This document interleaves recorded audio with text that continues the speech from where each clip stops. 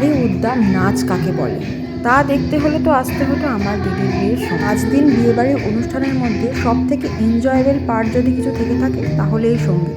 নভেম্বরের শীতে পাখা চালিয়ে ঘামতে ঘামতে নন স্টপ 2-3 ঘন্টা ধরে নেচে যাওয়া হয়েছে। আমাদের শরীর খারাপ হয়ে যাওয়ার জোগাড়। তো নাচের মধ্যে ও দিদি কিন্তু একটা সোলো পারফরমেন্স করেছিল, চলো দেখা।